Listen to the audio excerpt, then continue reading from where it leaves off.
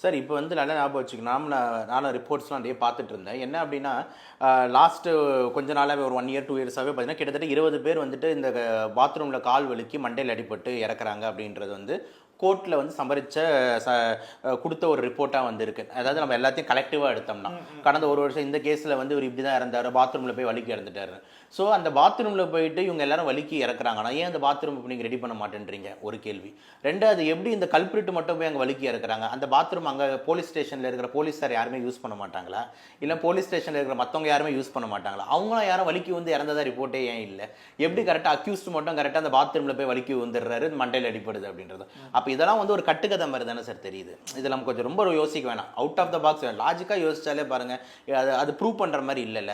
But ஆனால் நீங்கள் கேட்ட கேள்வி பொறுத்த வரைக்கும் கண்டிப்பாக வந்துட்டு தலையில் வந்து அடிக்கப்படுமா, அதனால வந்துட்டு இதுவாகும்னா கண்டிப்பாக வரும், உயிர் போகிற அளவுக்கு இருக்கும். ஸோ அதை நம்ம கன்ஃபார்ம் பண்ணுறது போஸ்ட்மார்ட்டமில் தான். ஸோ போஸ்ட்மார்ட்டமில் பண்ணும்போது உங்களுக்கு அந்த ஸ்டெப்ஸ் தெரியும். கண்டிப்பாக வந்து ஸ்கல் ஓப்பன் பண்ணுவாங்க.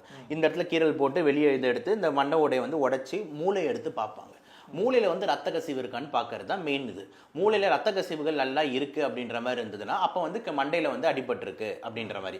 அப்புறம் மண்டையில் அடிபடுறதுன்னு வந்து வெளியே அந்த எந்த இடத்துல மெயின் அடியோ அந்த இடத்துல அந்த போனும் கொஞ்சம் ஃப்ராக்சர் ஆகிருக்கும். இதெல்லாம் போஸ்ட்மார்ட்டம் ரிப்போர்ட்டாக நம்மளுக்கு வந்து தெரிய வரும். ஆனால் இந்த கேஸில் வந்து அது மட்டும்தான், அங்கே மட்டும்தான் அடி, பிரெயினில் மட்டும்தான் ஹெமரேஜ் இருக்குது, மற்ற பாடி ஃபுல்லாக எதுவுமே டோட்டல் நார்மலாக இருக்குன்னா இவர் பாடி பொறுத்தவரைக்கும் ஒரு 18 இடங்கள்ல வந்து அப்போ அவ்வளோதான் முடிஞ்சிருச்சு. அப்போ போலீஸ் சொல்கிறது எப்படி நம்ப முடியும்? புரிஞ்சிருச்சு. அதுதான் நான் சொல்கிறேன். அங்கே மட்டும்தான் அடி, வேற பாடி ஃபுல்லா நார்மலா இருக்குன்னா இவங்க சொல்ற மாதிரி வலிக்கு வந்துட்டாரு, தலையில அடிபட்டுருச்சுன்னு. இவ்வளவு உடம்பு ஃபுல்லா அடி வச்சுக்கிட்டு அப்புறம் பிரெயின்லயே ஒன்று இருக்கு அப்படின்னும் போது அப்ப இதெல்லாம் என்னது அப்படின்ற மாதிரி கேள்வி வரும்ல.